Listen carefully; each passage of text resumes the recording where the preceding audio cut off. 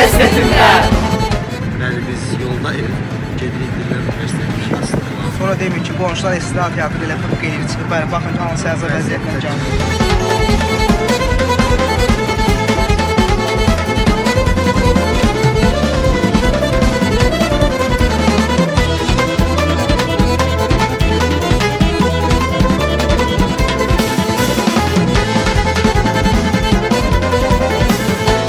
Qonşular İstirahət Teatrı bir daha təqdim edir. Bugün Azərbaycan Dillər Universitetindəyik, ayın 24-dür.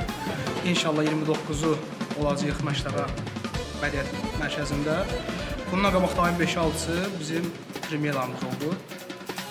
İnşallah uğurlar olsun. Düzdür, bugün biraz xəstəlik var qrupumuzda. Biraz xəstəliyə yoxmuş hamımız. Bir nəfərə görə sağ olsun Ələsgər. Sağlam mı?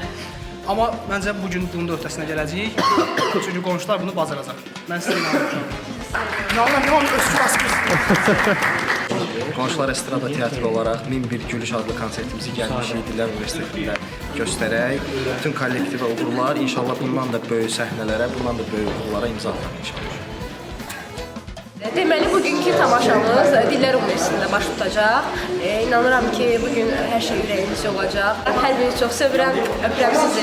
Bu bizim 3-cü çıxışımızdır. İndi az qalıb deyə biraz həyəcanlıyam. İki çıxışımız məncə çox uğurlu keçib. Düşünürəm ki, bu onlardan da uğurlu olacaq. Hamınız uğurlar arzulayıram, hamını çox istəyirəm. Yaxşı ki, varsa cavabdan da çox istəyirəm. Həmişə kameranın arxasında qalır, görünmür. Amma olsun. Öpürəm hamını.